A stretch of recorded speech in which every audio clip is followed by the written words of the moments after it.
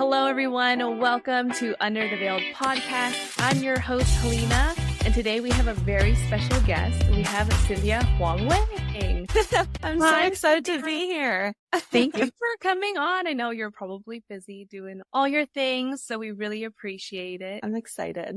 Pretty much, I reached out to Cynthia because I saw her amazing wedding in Cabo. One of my lovely mentors, Alicia Mink, photographed it. And Cynthia was so kind to come on and talk about her experience about planning a destination wedding. So for those who are thinking about it, this episode is for you. Before we jump in, Cynthia, if you don't mind giving us a quick introduction of yourself, that would be lovely.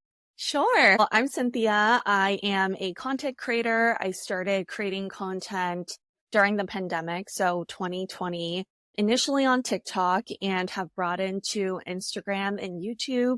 And I share all things about my life in San Francisco vlogs, my favorite beauty things, fashion. And I just got married last June 2023. And so I've been sharing a ton of wedding content over the past year. And it's been so exciting to connect with so many brides and just share what the journey has been like and help each other out because it's tough. It's like a hard planning process, and it's nice to have other people to kind of like bounce ideas off of and support each other.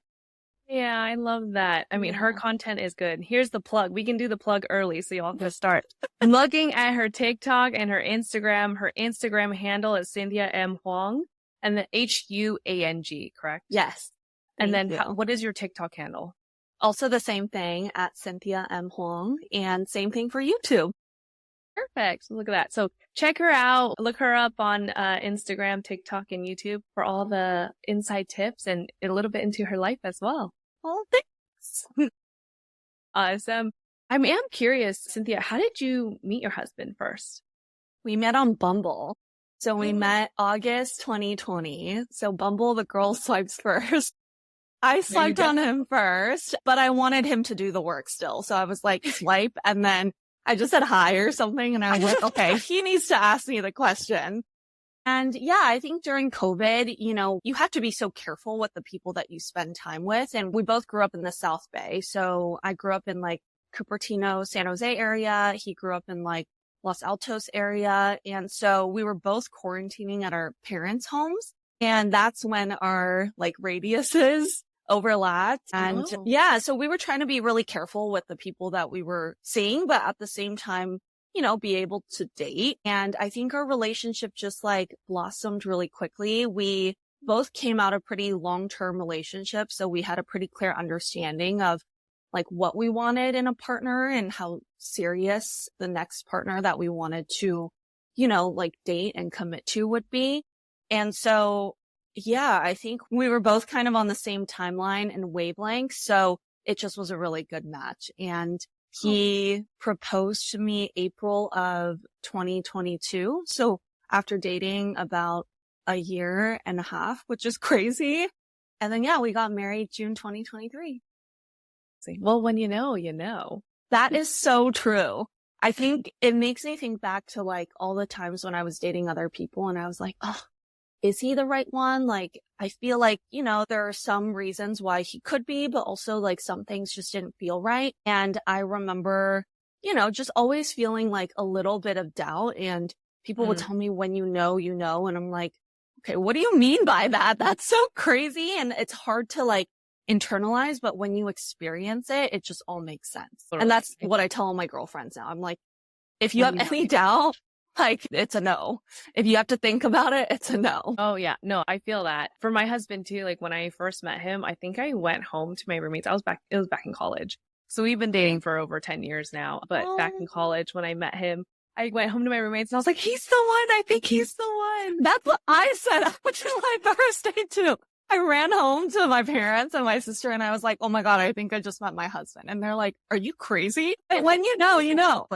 Yes. Yes, there's just something, it's a special feeling, and it's not lust, right? Because it's a different feeling. Yeah. Kind of like a woman's intuition, right? Yeah. And I think it's so easy when you've dated other people and they're not right. It's easy to like second guess your gut and that gut feeling, that intuition. But like lean into it. Like when something feels right, there's just so many signs. Like I remember early on, me and Tim, every time we would hang out, go on dates, like time just flew by and I would always want to spend even more time. It'd be like, okay, we just had a date for 6 hours and I still want to keep hanging out with him, you know? And I think that's something that's really like unique and special. Yeah. Totally. Where you can truly feel like you are 1,000% yourself with that person. Like I think John and I talk about this, how we only to each other do we know our true selves and no one else truly knows what it's like to be us fully, if that makes sense. Yeah. Which is really nice that you can truly feel comfortable in your own skin and be yourself. And I don't have to be fake. Like I can just be real and blunt as me. And I know he'll still love me. Exactly. And I think that's also why it's important when you're dating, if you're looking for that one, to just be you and to feel good about who you are. And that's kind of the work that you have to do within yourself to like feel confident in you. And this way you can find someone who can truly value and love you for the way that you are. Very sweet. Cynthia, are you a big sister? I feel like you're giving big really. Yeah, so I have a younger sister. She's 4 years younger, so she's 25. So yeah, maybe that's why. Big sister vibes. I love it. I love it. Do you have siblings?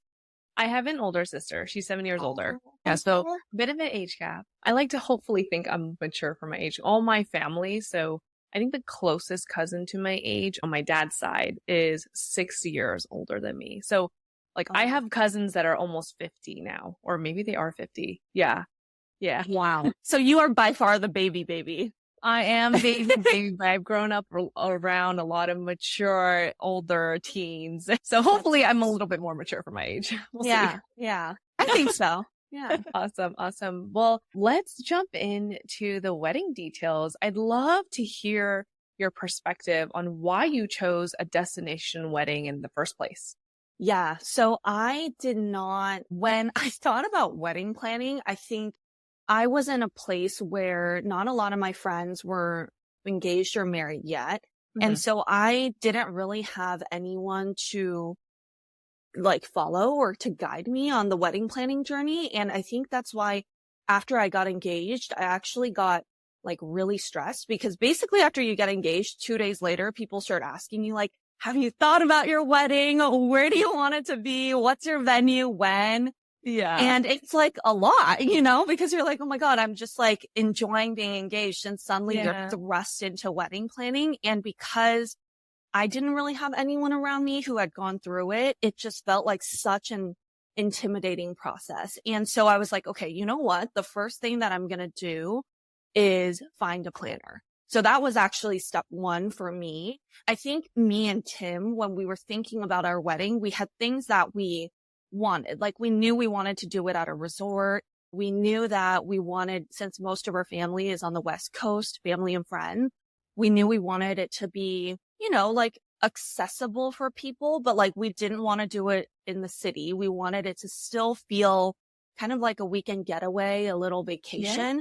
Yeah. So we actually kind of thought we were going to do like LA, Orange County. So when I hired my planner at Details Christy, she's amazing. I am obsessed with her and I'm going to rave about her on and on for the rest of this podcast. But when I hired her, the reason was I thought that she had a really good understanding of LA, Orange County, like SoCal. And I love the aesthetic of the weddings that she does.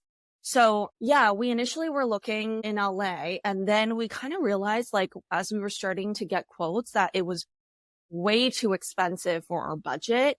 And we were like, okay, what can we do? Because I knew that I wanted the place to be nice, but it still had to be affordable for our guests in terms of we wanted everyone to be able to stay on property. So like, you know, the room night price still had to be somewhat affordable. Yeah. And I still wanted, you know, some budget to play with so I could do flowers and all the extra things. So Christy, my planner, was like, have you thought about Cabo? Like it's just a little bit more south from LA. It's still a quick flight for all your guests and you get that resort vibe. It's a little bit cheaper and this way you have more budget to play with. And so that's how we landed on doing destination. It wasn't like we thought about, it wasn't like from the get-go, we knew we wanted to do destination. It just kind of ended up being that way. That's so awesome. How many guests do you end up inviting? We invited, I want to say we invited maybe 130 around there. And then we ended up having just shy of 100 attend. Wow. That's good turnout for a destination wedding. I think because it was close, relatively close for most people, it wasn't like a crazy flight. It wasn't too expensive. So people could, make it, which was something we, prioritized from the get-go. And, I think coming out of COVID, like everyone's really excited for destination weddings and going on little vacations. So it all worked out. Yeah, that's so nice. You're very well loved too, I'm sure. I mean, I could tell you're radiating like this good energy, and I'm sure everyone was so excited for you too to get married and they wanted to celebrate. So sweet. Destination weddings are so fun. I went to one in Sayulita from one of my really good friends. Oh my God. Fun. So fun. Yeah, I loved it. That was my first destination wedding that I attended as a guest. Wow. So really, really fun. And I was like, wow, I need to go to more of these. Yeah. I think different countries, it's just different. You get to really like feel the vibe. And I don't know, Mexico is always so fun. Like you can, stay out later. They do fun things like sparklers and stuff. The energy is just different. It's very fun. Yeah. Actually, a quick derail from that. So there's a topic that I see a lot on TikTok that happens where brides may talk about, or maybe just people in general will talk about, if you do a destination wedding, do you do a destination bachelorette? So I'm curious from your perspective, what did you do for the bachelorette? I did my bachelorette in Vegas. It was so much fun. I think, ultimately, like first and foremost, I think as the bride, you should do whatever makes you the happiest, whether that is, you have a bachelorette destination in mind. If that's what you've always wanted to do, do it. And the girls who can make it and the girls who really care and want to make it, they will. And the ones who don't. And if you're good with that, then do that. But if your goal is like, you just want all your girlfriends together, you don't really care where it is, then, like think about the things that maybe your friends do prioritize. Like, is it a cost thing? Is it a travel time thing? So for me, the way I kind of thought about it was I knew I kind of wanted, like a little party city. So I was thinking Vegas or Miami. Miami, I think the issue was it's farther because most of my friends are on the West Coast. Right. And I don't know. I don't know Miami that well. And so when I was thinking about like, Vegas, we knew some promoters, like we knew we could get the hookup, which would save us a lot of money in terms of like tables and drinks and stuff like that. So I knew that we could get a better deal in Vegas and it was just a cheaper flight and we could probably have just as much fun, which we did. And so it ended up being the place that worked out. And I had, I think, 13 girls total, which is a lot. Yeah, but it was so much fun. And it was exactly what I had wanted. My sister, she was my maid of honor and she planned it and she knows me so well. And, everything just was like so magical and so fun.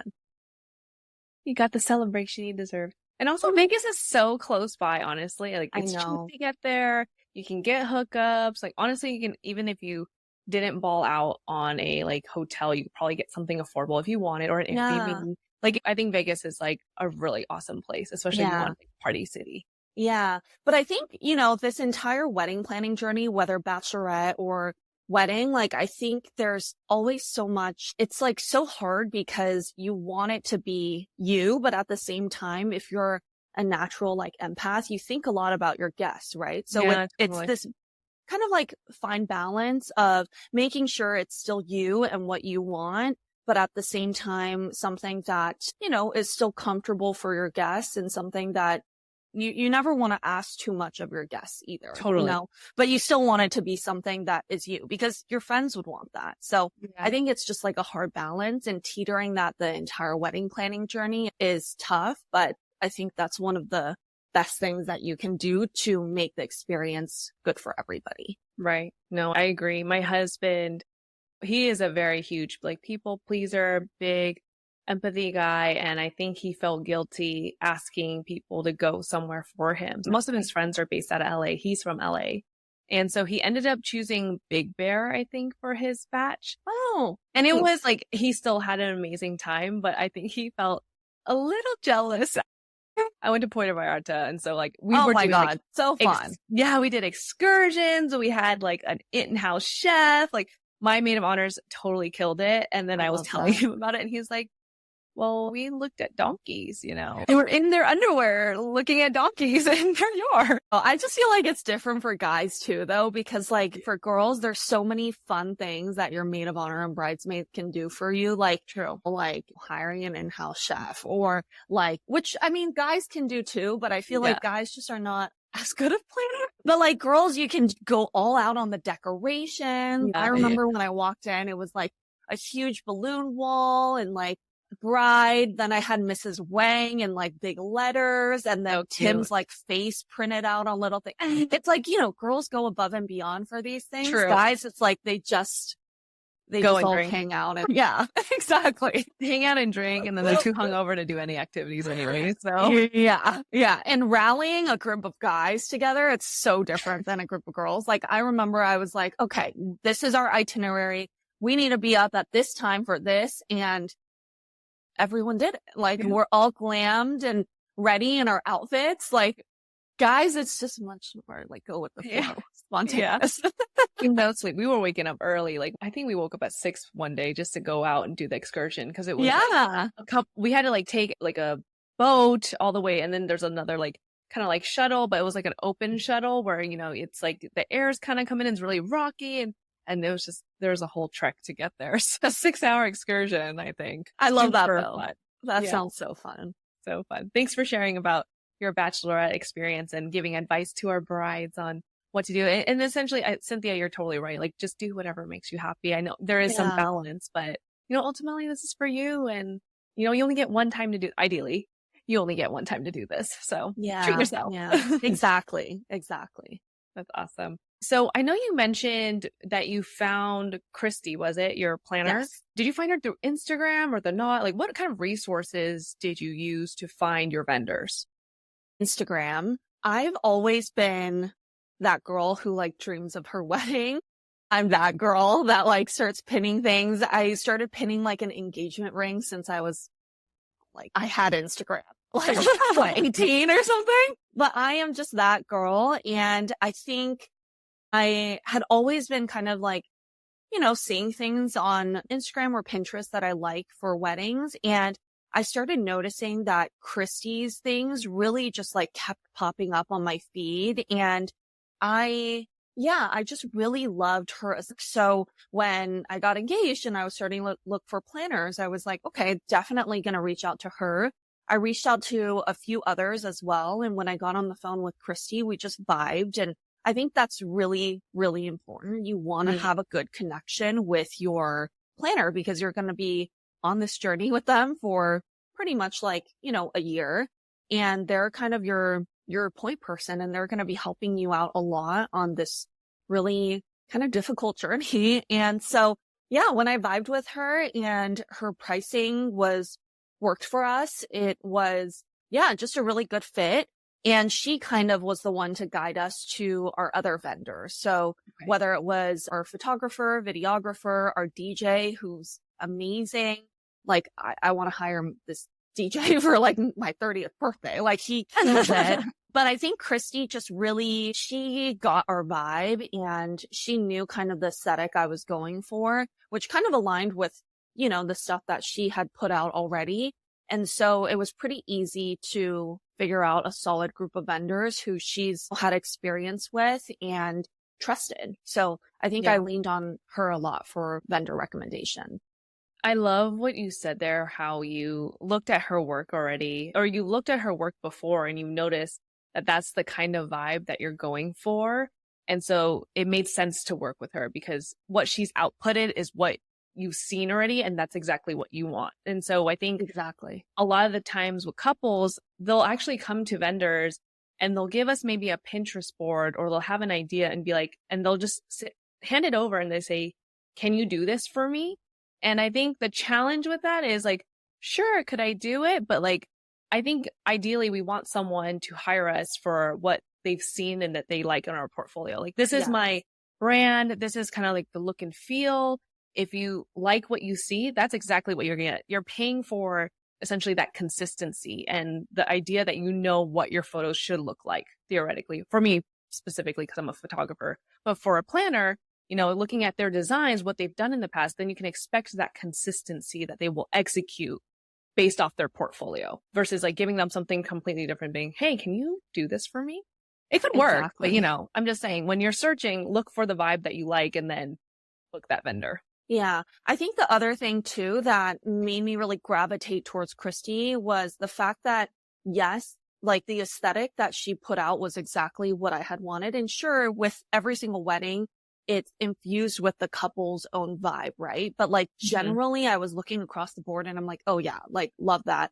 Next one, slightly different vibe, but definitely like that too. Yeah. And so I kind of realized like no matter what the budget was, like I'm sure some of these weddings that she's done had crazy budgets, like way more than what we had. But I knew ultimately, like with our budget, she could make that happen. Like she could make it look to some degree what that looked like, or she could guide us like, okay, we don't need to spend money here because this is what's more important. And in the photos or, you know, when people walk into the ballroom, these are the things that they're really going to notice. So it's worth that extra money. And that's something that I did feel like she did throughout throughout our wedding planning process. And I think that's something that I really valued because you're ultimately spending so much money and you want to make sure, at least me and Tim, we really wanted to make sure that every dollar was being optimized and maximized and that we were using and allocating our money in the right way for like largest impact. So based off your planning process, what did you feel that the biggest upgrades made, or the upgrades, which ones made the biggest difference? And then which ones did you kind of cut out on? Yeah. So the way we did our wedding was we had our ceremony outdoors, and ceremonies are kind of short. It's like an hour max. Yeah. Depending on the kind of ceremony that you have.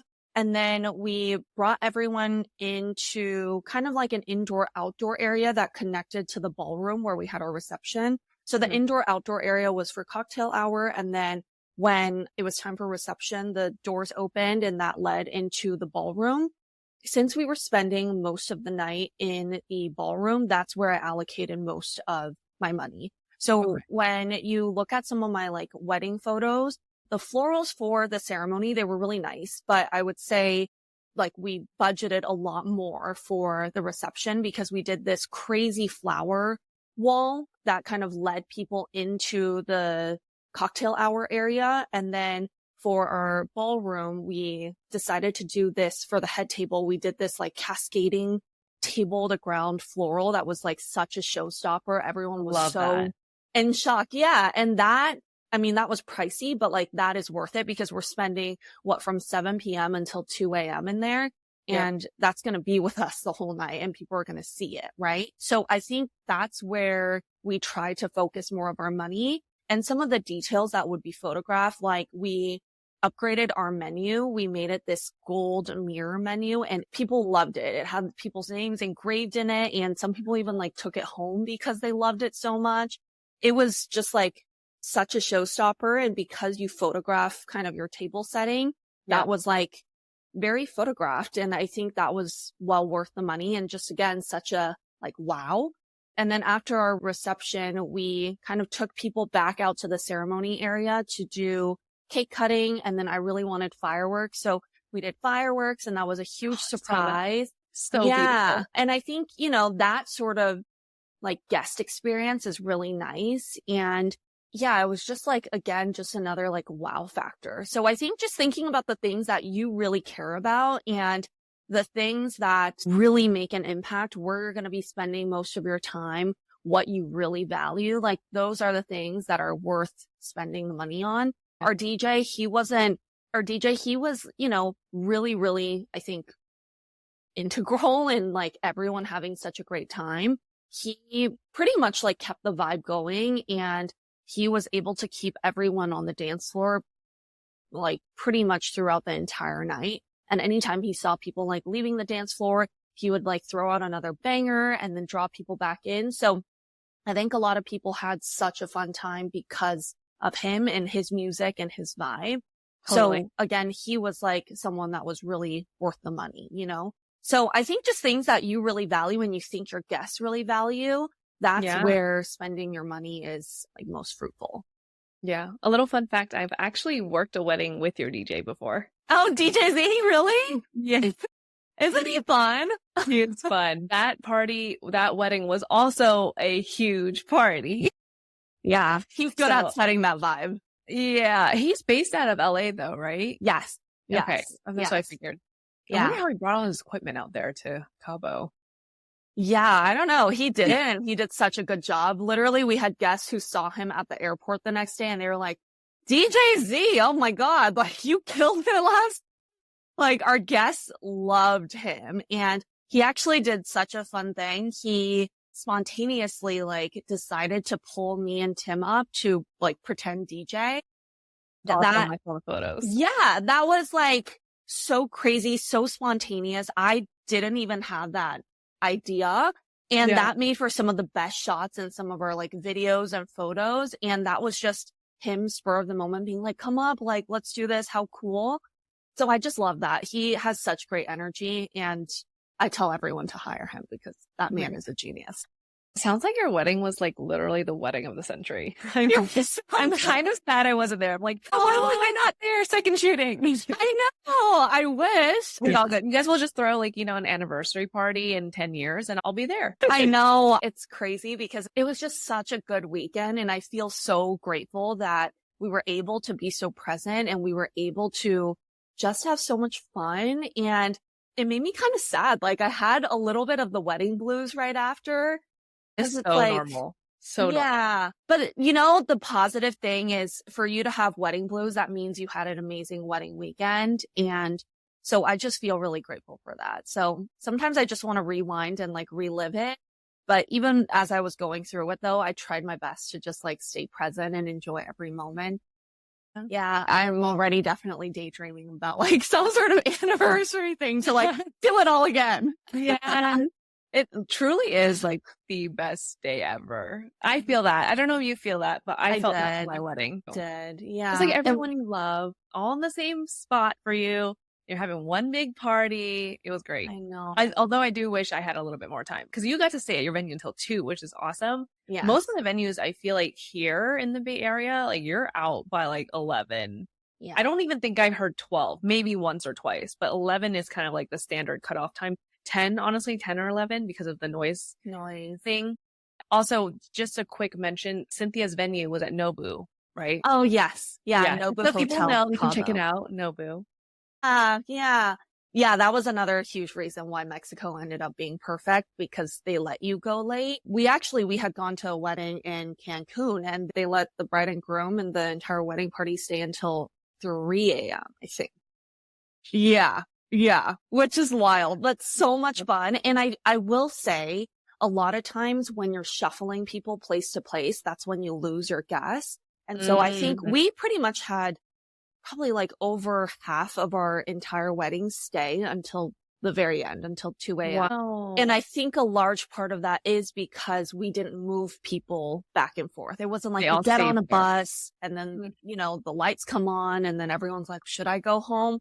It's like you're just in that same place and you're comfortable. And so everyone ends up staying. That's a really good like tip / perspective on it.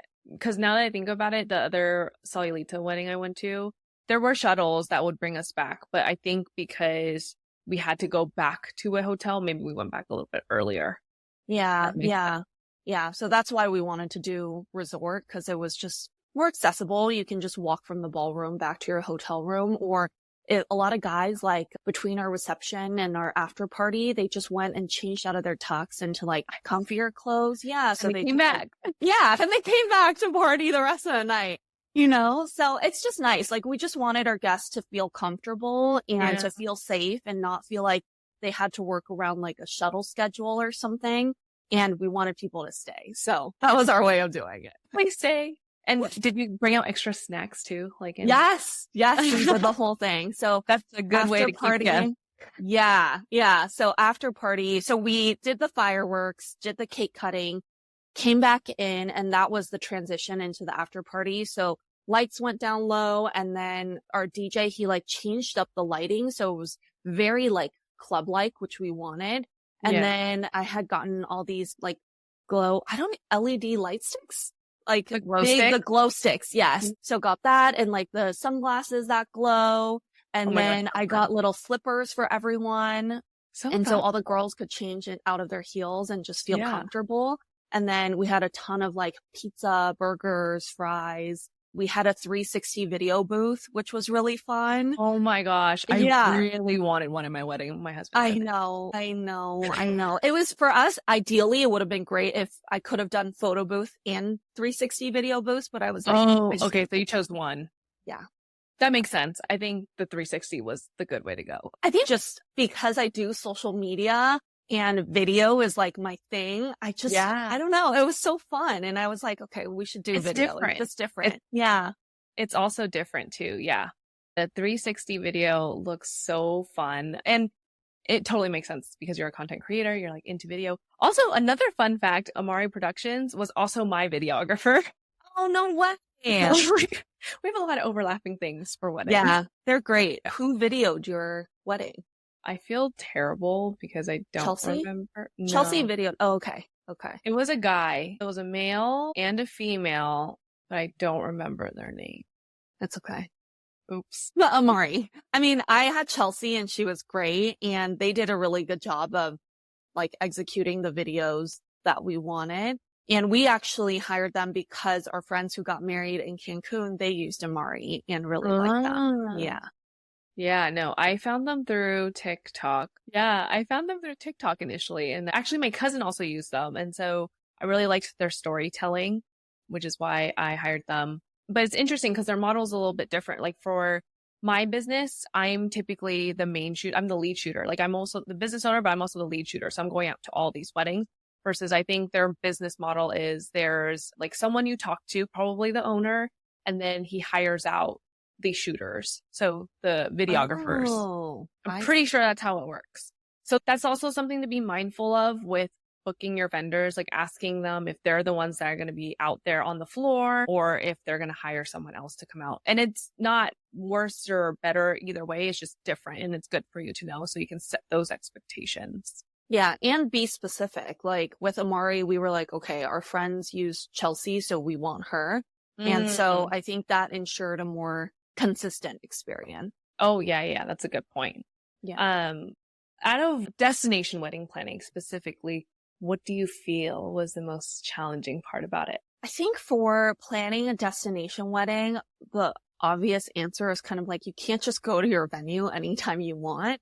And so we pretty much only saw our venue twice. Once, well, for me twice, and then for Tim it was just once. We went initially the summer after we got engaged. We basically went to Cabo and looked at a few different venues and we pretty much confirmed like, okay, Nobu is the one we want to go with. Yeah. And the following time was our tasting, which was March before our wedding in June. And Tim was supposed to go with me, but he ended up having some work stuff come up. And so my mom ended up going with me and Christy flew in to go. So it was really good, but it's just like hard because especially as you're trying to think through, for example, when we were doing our flower tunnel, it was thinking through like, okay, what are the exact measurements? Like, how is it going to look like? And you can't just like drive over and like, you know, talk to someone and kind of see it, you know, but thankfully, like my planner, Christy, I mean, she knows Nobu very well. She knows Cabo really well. She's done a bunch of weddings there. So she knew kind of like, okay, how to work with them. So I think that helped a lot. Nice. Yeah, I think that's important. One, trusting your vendors, and two, getting vendors that have been in this space before, especially the planner. I think I'll speak from the photography perspective, but I don't actually necessarily need to see the venue in person before photographing there. Only because one, there's a lot of resources online. I always do my prep. But then two, it almost is sometimes better to not see it because I can kind of make decisions based on the lighting of the day. Because I'm always like constantly looking out for like clean backgrounds, whereas lighting most optimal. On the day of, it could be very different. Like during different seasons, the lighting is very different. The sun is in different places. So it may mean it won't even matter if I visit, in spring when the wedding's in fall because the light will be different anyways. But for planners specifically, it sounds like it's helpful just if she knows the space she's comfortable with, then they can help design around that. Yeah. I think the other thing too is we ended up lugging so much stuff to Cabo with us because I didn't realize how difficult the shipping would be. I think we're so lucky in the US, everything just ships and arrives versus a lot of the stuff that had gotten shipped actually went missing. Like I worked with Minted to do some of our wedding stationery that went missing. And so they had to last minute, figure it out for me. And somehow they were able to, but it showed up literally the day before or something. It was just very stressful. And then some of the goodies, I know. And then some of the goodies in my welcome bag that I wanted to prep, the brands had sent them over to Nobu Hotel, and along the way, it just got stopped or rejected. And so I ended up having to lug all of that. So I think there's just a lot of things like logistical things that you don't think about until it's the month of, and you're like, oh my God, this is why we're going to Cabo with 12 suitcases. It was crazy. It was so crazy. One has 2 check-ins, please. Mom, dad, each have 2 check-in. We were, pretty stressed because, even my glow sticks, I had to bring those. Oh, so much. Yeah, you're right. Yeah. The sandals, the glow sticks, any of the details for the guest book table. News my planner brought for. Oh my gosh. Yeah. And then if you do a welcome party thing, I think it's common that people do a little goodie bag as a thank you or something. So all those materials, oh my gosh, the stress. I can't imagine. I know. And I feel like with destination weddings, because people are traveling in, you do feel a level of, responsibility to make sure that they have a good time. You want them to have a good time, and they're traveling all this way, so you want to make it a good experience. So I feel like we were doing a bunch of different events. Like our first event was a welcome party on Thursday night. Then Friday, we did a little pool party on property. And then Saturday was our actual wedding. And then Sunday, we did a goodbye brunch and then little welcome bags when everyone gets in. You just end up doing a lot more things because people are traveling all this way. So I think planning each of those things was also time consuming. And I think, again, that's why having a planner for me was very, very crucial. Yeah, no, I agree. I think having a planner honestly, even for local weddings is super helpful, but especially a destination wedding. Oh, yeah. But it sounds like you had the best support, you had the best team, and it was the best party. We'll end off on the most positive note. What was your favorite memory of your wedding day? I had so many. I feel so lucky. Yeah, it's such a hard process planning your wedding, but in the end, it's all worth it. And that's what I keep telling all my friends or all my followers, anyone who's going through it, especially I feel like the last month where you're just sitting at home and paying invoice after invoice. And you're what is going on? This is not okay. It feels really just exhausting, but in the end, it's all worth it. I think my favorite memory was ever since I was little, I always dreamed of having fireworks at my wedding. And so having it in Cabo and being able to have fireworks and really creating such a moment out of it was so special. I really went over the top, and my planner, Christy, she was okay, we're really doing this. I basically brought everyone out of our ballroom, the reception, and had everyone line up and hold sparklers because I kind of wanted that moment where me and Tim get to walk through a little sparkler tunnel with all our family and friends around us. So that's how we kind of walked towards the cake cutting table. And then we kind of pretended to cut the cake and, cheers with our champagne. And when the beat dropped, I told my planner I wanted when the beat dropped for the fireworks to go off. And Christy made it happen. It was incredible. It was the most endorphins I've ever felt in my life. It was just crazy. Nobody knew what was happening besides me and Tim and our vendors. And we were cutting the cake. We were, having a good time watching the crowd. And then the fireworks went off when the beat dropped, and it just worked perfectly. And and then that kicked off our after party. And it was just the most magical, probably 20 minutes of my life. Just everything that made me happy, surrounded by everyone who makes me happy, and just everything I could dream of. So it was amazing. Favorite memory. That sounds so amazing. I bet everyone else was also like, was that a purpose? They probably like, oh, there's just fireworks happening. And they're like, wait, no, that was on purpose, wasn't it? Yes. Yeah. So I think a lot of people thought that they were like, wait, is this for us, just the wedding? Or is this just something that the Nobu puts on? And then because of how close the fireworks were, everyone then realized, like split second realized, holy crap, like this is for us. And then so everyone like had their phones out, like people were loving it. And I think everyone was just so surprised. And I feel like, you know, it was something obviously really personal to me that I had always wanted, but then being able to share that with everyone that I love and having them be so excited and so wowed, I think that just like really took it to the next level. I love that. I'm going to redo my wedding. No, I'm going to redo it. I need to redo my wedding in Cabo. Cabo is really fun. I do think, you know, Mexico, you can just do, you know, so much more with the money that you have. The dollar just goes farther and the rules are just a little more bendable. So like, you know, you can stay up later. Yeah. You can do fireworks. You can have sparklers, all these things. Yeah. I love that. Yeah. Awesome. Well, we're coming up to time, but Cynthia, this was so amazing. I loved hearing about your entire wedding and your planning process. For those couples that are listening, I hope this was helpful. Again, follow Cynthia on all the platforms, Cynthia M. Huang on Instagram, TikTok, and YouTube. Don't forget to follow us at Under the Veil Podcast on Instagram, and also, of course, at Halima Wong Photography. And until next time, we'll be back.